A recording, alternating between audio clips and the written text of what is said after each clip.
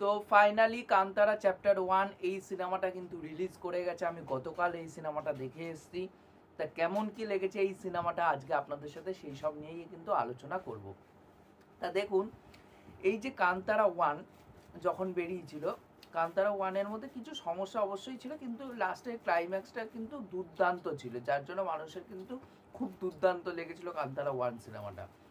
এইবার মানে আমি সিনেমা দেখতে দেখতে একটা কথাই ভাবছিলাম, মানে যখন যখন দেখতে ঢুকছি, যখন দেখা শুরু করিনি, তা আমি তখন ভাবছিলাম হলে ঢুকতে ঢুকতে যে এই সিনেমাটা যদি কান্তারা 1-এর যে লাস্টের ক্লাইম্যাক্সটা যা দেখিয়েছিল তার থেকে উপরে যদি না নিয়ে যেতে পারে তখন কি হবে।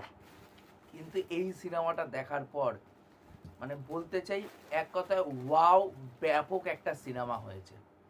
তার কারণ হচ্ছে যে কান্তারা চ্যাপ্টার 1-এ যেই জিনিসটা দেখিয়েছে এবং যেই বারটা ওরা সেট করে দিয়েছে ঋষভ শেট্টি, সেই বারটাকে যদি কান্তারা চ্যাপ্টার 2 যখন আসবে সেই বারটাকে যদি না অ্যাচিভ করতে পারে তখন কিন্তু অডিয়েন্সের কাছ থেকে ব্যাকক্ল্যাশ কিন্তু খাবে, কারণ অনেকটাই কিন্তু তারা বারটাকে হাই করে দিয়েছে। এবং এই সিনেমার গল্প সম্পর্কে আমি কিচ্ছু বলবো না আপনাদেরকে, আপনারা হলে যান, সিনেমাটা দেখুন, কারণ মেকার্সরা কিন্তু গল্পটা লুকিয়ে রাখতে চেয়েছে। আমিও কিন্তু আপনাদেরকে গল্প বলে স্পয়েল করতে কিন্তু চাই না, এবং এটা আমার উপরি উপরি একটা রিভিউ হবে, খুব ডিটেলসে আমি রিভিউ করব না, কারণ ডিটেলসে যদি আমি ঢুকতে যাই স্পয়লার কিন্তু হয়ে যাবে, কারণ অনেক কিছু দিক আছে যেগুলো নিয়ে অ্যাকচুয়ালিতে কথা বলাটা উচিত, কিন্তু আমি কথা বলতে পারবো না স্পয়লারের জন্য। 1-1.5 সপ্তাহ পর যখন একটু দেখবো সিনেমাটার রানটা একটু থিতিয়ে আসছে, অনেকের দেখা হয়ে যাবে সিনেমাটা, তখন এটা নিয়ে কথা বলবো, ডিটেলসে আলোচনা করবো, তখন স্পয়লার থাকবে ওই ভিডিওটার মধ্যে, কিন্তু এই ভিডিওটার মধ্যে কোনো স্পয়লার কিন্তু থাকবে না। এইবার দেখুন, এই সিনেমাতে আজনীশ লোকনাথ যে ব্যাকগ্রাউন্ড স্কোরটা দিয়েছে না, মানে ফার্স্ট পার্টের থেকেও কিন্তু সেকেন্ড পার্টের ব্যাকগ্রাউন্ড স্কোর কিন্তু আরও বেশি ভালো। এবং ভারাহা রূপম যে গানটা আমার দুর্দান্ত লেগেছিল ফার্স্ট পার্টে, সেই গানটা কিন্তু সেকেন্ড পার্টেও কিন্তু রেখেছে, সেটা কিন্তু ক্লাইম্যাক্সে যখন আসে সেটাও কিন্তু ব্যাপক লাগে। এবং এই সিনেমাটা দেখতে দেখতে আমি ভাবছিলাম যে এই সিনেমাটা কিন্তু দ্বিতীয়বার আমি অবশ্যই দেখতে যাব, এবং আমি ঠিক করেছি আমার মায়ের সাথেই যাব, হয়তো পরশু দিন বা কালকেই হয়তো যেতে পারি এই সিনেমাটা দেখতে, কারণ আমি চাই মাকেও এই সিনেমাটা দেখাতে, কারণ মানে মার ভালো লাগবে। কারণ দেখুন, একটা মাইথোলজি বেসড গল্প, আমাদের যে ভারতবর্ষের যে কালচার আছে, আমাদের যে ধর্মটা আছে, সেই ধর্মটাকে নানানভাবে কিন্তু এক্সপ্লোর করেছে এই সিনেমাটা। এবং ম্যাঙ্গালোরের যে কোস্টাল এরিয়া আছে সেই সব জায়গার মানুষের কথা বলছে কিন্তু কান্তারা চ্যাপ্টার 1। এবার মানে আমি বলবো ব্যাপকভাবে সেই জিনিসটাকে কিন্তু তুলে এনেছে, এবং ঋষভ শেট্টি সে যেহেতু ম্যাঙ্গালোরের বাসিন্দা, সে ওখান থেকে উঠে আসা একজন মানুষ, এবার যার জন্য সে নিজের কাছের থেকে, কারণ আমি যে ট্রেলার রিভিউর ক্ষেত্রেও বলছিলাম যে সে নিজের কাছের থেকে সেই জিনিসগুলো দেখেছে, সেই বিলিফ সিস্টেমগুলো নিজের চোখের সামনে হতে দেখেছে, যার জন্য কি হচ্ছে, সে যখন ওই গল্পটা বলছে ওই এলাকার গল্পটা, যার জন্য ওটা কিন্তু অথেন্টিক একটা কিন্তু ফিল কিন্তু দিতে পারে, সেটা কিন্তু আমার খুব ব্যাপক লেগেছে। এবং এখানটায় যে মানে 125 কোটি টাকা সিনেমার বাজেট বলা হচ্ছে, সেই বাজেটে মানে যেই জিনিস অ্যাচিভ করে দিয়েছে মেকার্সরা, মানে বলিউডের আচ্ছা আচ্ছা সিনেমা সেই জিনিসটা কিন্তু অ্যাচিভই করতে পারে না। আজকে ওয়ার 2 এর মতন সিনেমা, যেটা এই বছরেই মুক্তি পেয়েছিল, যেখানটা বাজেট বলা হচ্ছিল 400 কোটি টাকা বাজেট, বা সিনেমাটা দেখার পর ফিল হচ্ছে যে সিনেমাটার আদৌ 400 কোটি টাকা বাজেট কিনা সেটা সন্দেহ হচ্ছে, কারণ অর্ধেক টাকাই তো স্টাররা নিয়ে চলে যাচ্ছে। এবং যদি আমি ধরলাম যে স্টারের পিছনে দুটো স্টার ওখানে হায়ার করেছিল 200 কোটি টাকা, 200 কোটি টাকা দুইজনের পিছনে চলে গেছে, তার কম নিয়েছে অনেকে, ওটা আমি তর্কের খাতিরে বললাম 200 কোটি টাকা, কিন্তু 200 কোটি টাকায়ও তো একটা ভালো সিনেমা তো অ্যাচিভ করা যায়। সেই জায়গা থেকে দাঁড়িয়ে 75 কোটি টাকা কম, মানে 125 কোটি টাকা বাজেটে যে ভিজুয়ালস দেখিয়েছে ঋষভ শেট্টি এই সিনেমাতে, সেটা টপ নচ কোয়ালিটিতে। এবং মানে আমি বলবো যে এখানে টেকনিক্যাল দিকগুলো দেখবেন, জাস্ট টেকনিক্যাল দিকগুলো সুপারবলি ওয়ার্ক করে। মানে প্রথম পার্টটা 15 কোটি টাকায় বানানো, তারপর ওখান থেকে যা টাকা ইনকাম করেছে সেই টাকা মিলিয়ে আবার হোমবালে কিন্তু সেকেন্ড পার্টের জন্য কিন্তু টাকাটা লগ্নি করেছে, এবং সেটা দেখে বোঝা যাচ্ছে যে পুরো টাকাটা তারা কিন্তু হোমবালে ঘরের ভিতর কিন্তু ঢোকায়নি, তারা সিনেমার পিছনে টাকাটা কিন্তু খরচা কিন্তু করেছে, সেই জিনিসটা কিন্তু ফিল হয় এই কান্তারা চ্যাপ্টার 1 দেখলে। সেই জিনিসটা কিন্তু আমার ব্যাপক লেগেছে। এবং ঋষভ শেট্টি এখানে রাইটার, ডিরেক্টর, একটা 3টে কাজই সে এখানটায় করেছে। এবং তার রাইটিং কিন্তু বেশ ভালো হয়েছে, ডিরেক্টিংও কিন্তু বেশ ভালো হয়েছে। এবং তার অভিনয়, মানে ওই যে যখন ওই মহাদেবের, যেটা এটা স্পয়লার না কারণ ট্রেলার লেভেলে এটা দেখিয়ে দিয়েছে, মহাদেবের যখন ওই ভৈরব রূপে সে আসবে, সেই জায়গায় যে তার পারফরমেন্সটা ফার্স্ট পার্টের থেকে সেকেন্ড পার্টে সেটাকে ছাপিয়ে চলে গেছে।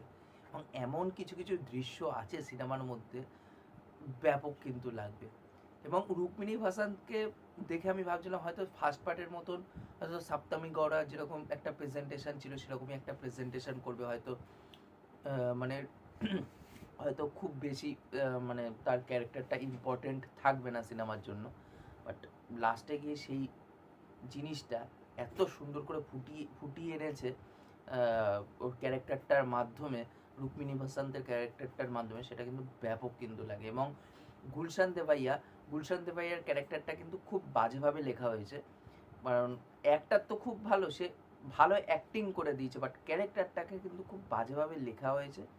সেই জায়গাটা কিন্তু আমার কমপ্লেন হয়েছে যে ভিলেনের ক্যারেক্টারটাকে আপনি অনেকটাই ডাউন করে দিচ্ছেন। এবং জয়রামের কথা বলবো, জয়রামের এখানটা কিছু দৃশ্য আছে যেগুলো ভালো লাগে, বাট ওটা আমি ডিটেলসে পরে যখন রিভিউ করবো জয়রামের কথাটা আমি ওখানটা মানে অ্যাড্রেস করব। ওখানটা বলতে গেলে একটুখানি স্পয়লার হয়ে যাবে, বাট আমি জয়রামের কথাটা এখানটায় আমি সেইভাবে বলছি না, বাট কিছু জায়গায় তার পারফরমেন্স কিন্তু বেশ কিন্তু ভালো লাগে।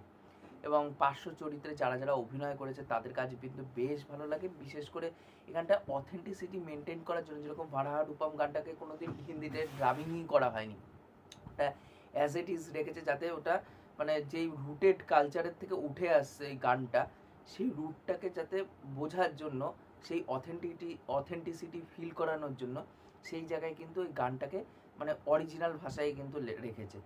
এখানটাও কিন্তু সেম। এবং একটা জায়গা আছে ক্লাইম্যাক্সের বা এই মানে এই সরি ক্লাইম্যাক্স বলছি কেন, যেটা বলা যেতে পারে হচ্ছে ইন্টারভেলের পরের সিকোয়েন্স।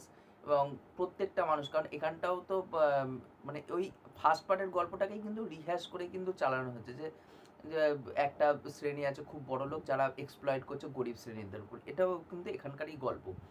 এবার ওইখানটায় যখন জঙ্গলের মধ্যে একটা অ্যাকশন সিকোয়েন্স হবে ইন্টারভেলের প্লট, ওখানটা একটা যে গানটা হবে, যে আর্তনাদটা ফুটে আসবে, সেটা কিন্তু হিন্দিতে কিন্তু ডাবিং কিন্তু করা হয়নি, সেই জিনিসটা কিন্তু বেশ ভালো লেগেছে।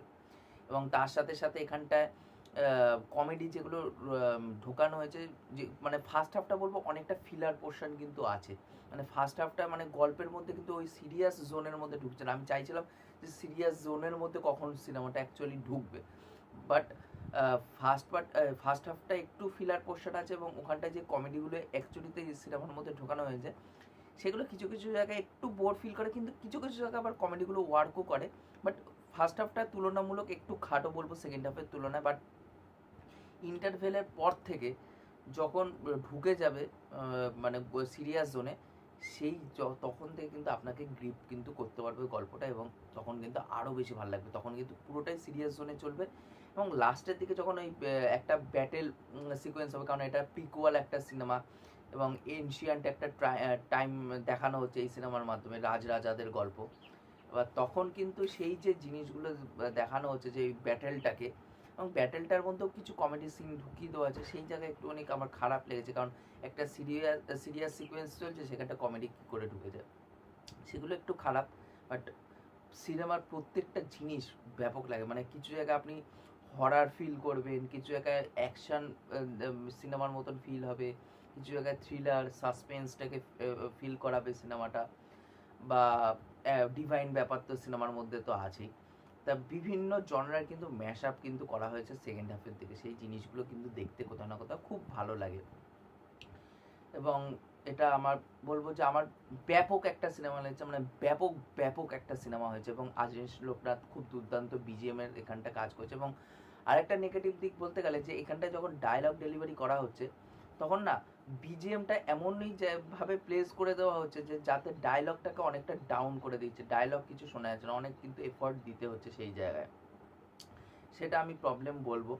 এবং আমি বলবো যে মানে ইন্টারভেল ব্লক ইন্টারভেল ব্লকের পর একটা অ্যাকশন সিকোয়েন্স, আবার ক্লাইম্যাক্সের অ্যাকশন সিকোয়েন্স, মানে তিন রকমের হয়েছে। এবং একটা মানে ইন্টারভেলকে ছাপিয়ে গেছে ইন্টারভেলের পরের সিকোয়েন্সটা, আবার ইন্টারভেলের পরের সিকোয়েন্সটা ছাপিয়ে চলে গেছে হচ্ছে ক্লাইম্যাক্সের অ্যাকশন সিকোয়েন্সটা। মানে ব্যাপক একটা সিনেমা হচ্ছে, আমি দারুণ এনজয় করেছি, আমার দুর্দান্ত লেগেছে। আমি সবাইকে বলবো মাস্ট ওয়াচ। যারা ফ্রি টাইম আছে, এখন তো অনেকের অফিস স্টার্ট হয়ে যাচ্ছে আজকের থেকে, কারণ দশমী হয়ে গেছে, আজকের থেকেই অনেকের অফিস স্টার্ট হয়ে যাবে এবং অনেকের লক্ষ্মী পুজোর পর থেকে। যারা যখন ফ্রি টাইম পাবেন এই সিনেমাটা অবশ্যই হলে দেখে আসুন, কারণ হলে দেখে আসার মতনই কিন্তু একটা সিনেমা কিন্তু হয়েছে কান্তারা চ্যাপ্টার 1। মানে এটা আপনি টিভি স্ক্রিনে বা মোবাইলের স্ক্রিনে দেখে কিন্তু একদমই মজা পাবেন না। এই সিনেমাটা এক্সপিরিয়েন্স করতে গেলে অবশ্যই আপনাকে হলে যেতে হবে এবং সিনেমাটা অবশ্যই আপনাকে দেখে আসতে হবে। এবং যারা কালকে দেখেছেন এই সিনেমাটা তারা অবশ্যই নিচে কমেন্ট করে জানিয়ে যাবেন যে আপনাদের এই সিনেমাটা অ্যাকচুয়ালিতে কেমন কী লেগেছে। আর যারা দেখেনি তাদেরকে বলবো অবশ্যই অবশ্যই অবশ্যই এই সিনেমাটা একবার হলে গিয়ে দেখে আসুন। আর এই ছিল আমার ওভারঅল বক্তব্য। ভিডিওটি ভালো লাগলে অবশ্যই লাইক শেয়ার সাবস্ক্রাইব করে পাশে থাকবেন, তাহলে মোটিভেশন পাবো নতুন নতুন ভিডিও বানানোর জন্য। এখনকার মতন টাটা, বাই।